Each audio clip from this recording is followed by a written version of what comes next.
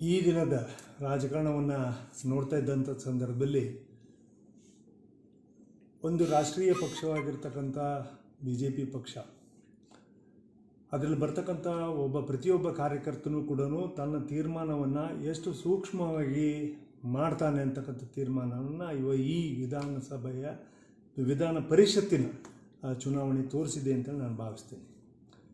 ಯಾಕಂದರೆ ಒಂದು ಕಡೆಗೆ ವಿಪ್ ಕೊಟ್ಕೊಂಡು ನಾವು ಇದನ್ನು ಗೆದ್ದೇ ತೀರಬೇಕು ಅಂತಲ್ಲಿ ಕ್ರಾಸ್ ವೋಟಿಂಗ್ ಆಗೋದು. ನಾನು ಈ ಪಕ್ಷದ ಚಿಹ್ನೆ ಮೇಲೆ ನಾನು ಗೆದ್ದಿದ್ದೀನಿ. ನಾನು ಪ್ರಾಮಾಣಿಕವಾಗಿ ಈ ಪಕ್ಷ ನನಗೆ ಅನ್ನ ಕೊಟ್ಟಿರ್ತಕ್ಕಂಥದ್ದು, ಈ ಪಕ್ಷವನ್ನು ನಾನು ಮುನ್ನಡೆಸ್ಕೊಂಡು ಹೋಗಬೇಕು ಅಂತಕ್ಕಂಥ ವಾದ ಇಟ್ಕೊಂಡಿರ್ತಕ್ಕಂಥ ಒಬ್ಬ ಜನಪ್ರತಿನಿಧಿ. ಇದರ ಮಧ್ಯದಲ್ಲಿ ಇವತ್ತು ರಾಜಕಾರಣ ಅಂದರೆ ಇವತ್ತು ಬಿಸ್ನೆಸ್ ಅನ್ನೋ ಮಟ್ಟಕ್ಕೆ ಆಗಿರ್ತಕ್ಕಂಥದ್ದು ಅಕ್ಷಮ್ಯ ಅಪರಾಧಗಳು. ಇದನ್ನು ಹ್ಯಾಂಡಲ್ ಮಾಡಿರ್ತಕ್ಕಂಥವ್ರಿಗೆ ನಾನಿವತ್ತು ಪ್ರಶ್ನಿಸಬೇಕಾಗತ್ತೆ ಮತ್ತು ಇದನ್ನು ಅವರು ಉತ್ತರಿಸಬೇಕಾಗುತ್ತೆ. ಯಾಕಂದರೆ it is a number game. ನಮಗೆ ಕ್ಲಿಯರ್ ಕಟ್ಟಾಗಿ ಇವತ್ತು ನಂಬರ್ ಗೇಮ್ ಇತ್ತು. ಇಷ್ಟೇ ಓಟಲ್ಲಿ ನಾವು ಗೆಲ್ತೀವಿ, ಇಷ್ಟೇ ಓಟಲ್ಲಿ ನಾವು ಗೆಲ್ಲಿಸಬೇಕು ನಮ್ಮ ಪರಿಸ್ಥಿತಿಗೆ. ಅದೇ ರೀತಿಯಲ್ಲಿ NDA ಮಿತ್ರಪಕ್ಷವಾಗಿರ್ತಕ್ಕಂಥ JDSನ ಅಭ್ಯರ್ಥಿನೂ ಕೂಡ ನಾವು ಗೆಲ್ಸ್ಕೊಂಡು ಹೋಗ್ತಕ್ಕಂಥದ್ದು ನಮ್ಮ ಕರ್ತವ್ಯ ಆಗಿತ್ತು. ಒಂದು ವೇಳೆ ನಮಗೇನಾದ್ರು ಹೆಚ್ಚು ಕಮ್ಮಿ ಆಗಿದ್ದರೂ ಕೂಡ ನಾವು ಟೋಟಲ್ ಫೈಟಲ್ಲಿ ಪ್ರಿಫರೆನ್ಷಿಯಲ್ ವೋಟಲ್ಲಾದರೂ ನಾವು ಬರ್ತಕ್ಕಂಥದ್ದಕ್ಕೆ ನಮಗೆ ಎಲ್ಲದಕ್ಕೂ ಕೂಡ ಅವಕಾಶಗಳಿತ್ತು. ಬಟ್ ಈ ಲೆಕ್ಕವನ್ನು ಪೂರ್ಣವಾಗಿ ತಲೆಕೆಳಗ ಮಾಡಿರ್ತಕ್ಕಂಥದ್ದು ನಮ್ಮ ಆತ್ಮವಿಶ್ವಾಸವನ್ನು ಕುಗ್ಗಿಸ್ತಕ್ಕಂಥ ಕೆಲಸವನ್ನು ಈ ಪರಿಷತ್ತು ಚುನಾವಣೆ ಮಾಡಿದೆ.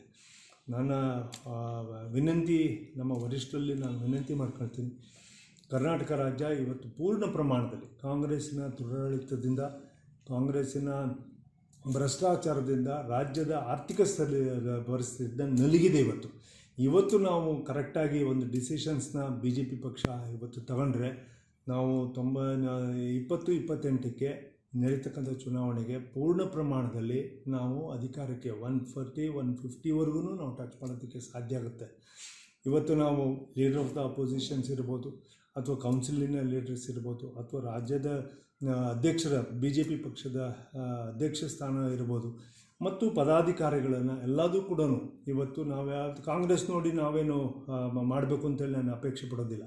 ಆದರೆ BJP ಇವತ್ತು ಏನು ತನ್ನ ಯಶಸ್ಸಿನ ಹಾದಿಯನ್ನು ವೆಸ್ಟ್ ಬೆಂಗಾಲ್ ತೋರಿಸಿದೆ, ಅಸ್ಸಾಮಲ್ಲಿ ತೋರಿಸಿದೆ, ಬಿಹಾರಲ್ಲಿ ಸಮ್ಮಿಶ್ರ ಸರ್ಕಾರಗಳನ್ನ ಜೊತೆಗೂಡಿಸ್ಕೊಂಡು ಮಾಡಿದೆ, ಉತ್ತರ ಪ್ರದೇಶದಲ್ಲಿ ಇದು ಏನು ಮಾಡಿದೆ, ಮತ್ತು ಇವತ್ತು ನಾನಾ ರೀತಿಯಲ್ಲಿ ಇವತ್ತು ಕೇಂದ್ರದ ಸರ್ಕಾರವನ್ನು ಬೆಂಬಲಿಸ್ತಕ್ಕಂಥ ಎಲ್ಲ ನಮ್ಮ ಲೋಕಸಭಾ ಸದಸ್ಯರುಗಳು ಇವತ್ತು ನಮ್ಮ ಪ್ರಧಾನಮಂತ್ರಿಗಳ ವಾದವನ್ನು ಮುಂದಿಟ್ಕೊಂಡು, ದೇಶವನ್ನು ಮುಂದಿಟ್ಕೊಂಡು ಇದು ಮಾಡಿರ್ತಕ್ಕಂಥದ್ದನ್ನು ನಾವು ಕರ್ನಾಟಕದಲ್ಲೂ ಸ್ಥಾಪನೆ ಮಾಡಬೇಕು ಅನ್ನೋದಾದರೆ, ಒಂದು ನನ್ನ ರಿಕ್ವೆಸ್ಟು, ಯಾರ್ಯಾರು ಪಕ್ಷದಿಂದ ಹೊರಗಡೆ ಇದ್ದಾರೆ, ಅದರಲ್ಲೂ ವಿಶೇಷವಾಗಿ ಇವತ್ತು ಪ್ರಾಮಾಣಿಕತೆಯನ್ನು ಮತ್ತು ಪಕ್ಷನಿಷ್ಠೆಯನ್ನು ತೋರಿಸಿರ್ತಕ್ಕಂಥ ಯತ್ನಾಳ್ ಅವ್ರನ್ನ ತಗೊಬರ್ಬೇಕು ವಾಪಸ್ ಒಂದು.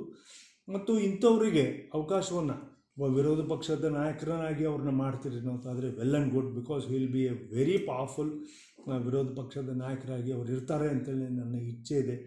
ನಮ್ಮ ಇಚ್ಛೆನೂ ಕೂಡ ಇದೆ. ಕರ್ನಾಟಕ ಇವತ್ತು ಬಯಸ್ತಾ ಇದೆ ಒಬ್ಬ ಏಬಲ್ ಇವರು ಇರಬೇಕು ಅಂತೇಳಿ.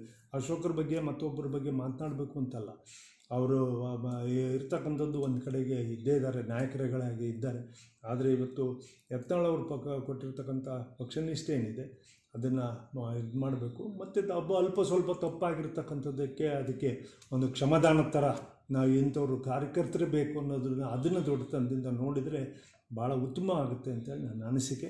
ಮತ್ತು ಈ ವ್ಯಾಪಾರವನ್ನು, ಈ ಅಡ್ಜಸ್ಟ್ಮೆಂಟ್ ರಾಜಕಾರಣವನ್ನು ಇವತ್ತು ಮಾಡಿಬಿಟ್ಟು ನಮ್ಮ ಪರಿಷತ್ನಲ್ಲಿ ಈ ಥರ ಮುಖಭಂಗವನ್ನು ಮಾಡ್ಕೊಂಡಿದ್ದಾರೆ. ಇದೇ ಹೆಚ್ಚು ಕಡಿಮೆ ಹಿಂಗೆ ಮಾಡಿದ್ರು ಅಂದರೆ 7 ಸ್ಥಾನವನ್ನು ಕಾಂಗ್ರೆಸ್ DK ಶಿವಕುಮಾರ್ ಅವರು ಮುಖ್ಯಮಂತ್ರಿ ಆಗಿದ್ದಾರೆ, ಅವ್ರ ಜೊತೆಗೆ ಅಡ್ಜಸ್ಟ್ ಆನಂದೆ ಈ 7ಕ್ಕೆ 7 ಇವರು ಕೊಟ್ಟಿದ್ರೂ ಆಶ್ಚರ್ಯ ಆಗ್ತಿರಲಿಲ್ಲ. ಅಂಥ ಪರಿಸ್ಥಿತಿಯನ್ನು ಇವರು ನಿರ್ಮಾಣ ಮಾಡ್ತಕ್ಕಂಥದ್ದಕ್ಕೆ ಇದು ಅಕ್ಷಮ್ಯ. ಇದು ಪಕ್ಷ ವಿರೋಧ ಚಟುವಟಿಕೆಗಳಾಗ್ತವೆ ಯಾರೇ ಕ್ರಾಸ್ ವೋಟ್ ಮಾಡಿದ್ರು. ಮತ್ತು ಇದನ್ನು ಹ್ಯಾಂಡ್ಲ್ ಮಾಡಿರ್ತಕ್ಕಂಥ ಇದನ್ನು ಒಂದು ಆತ್ಮಾವಲೋಕನೂ ಮಾಡಬೇಕಾಗುತ್ತೆ ಮತ್ತು ಇದಕ್ಕೆ ಒಂದು ತನಿಖೆನೂ ಕೂಡ ಆಗಬೇಕಾಗುತ್ತೆ. ಯಾವ ರೀತಿಯಾಗಿ ಈ ಒಂದು ಆಂತರಿಕವಾಗಿರ್ತಕ್ಕಂಥ ನಮ್ಮ ತನಿಖೆ, ಪಕ್ಷದೊಳಗಿನ ತನಿಖೆ ಆಗಬೇಕಾಗುತ್ತೆ. ಹೇಗೆ ಇದು ಡಿರೇಲ್ ಆಗಿದೆ ಅನ್ನೋದನ್ನು ಕೂಡ ಎಕ್ಸ್ಪ್ಲನೇಷನ್ ಕೊಡಬೇಕು. ಗ್ಯಾರಂಟಿ ನ್ಯೂಸ್, ಸುದ್ದಿ ಖಚಿತ, ನ್ಯಾಯ ನಿಶ್ಚಿತ.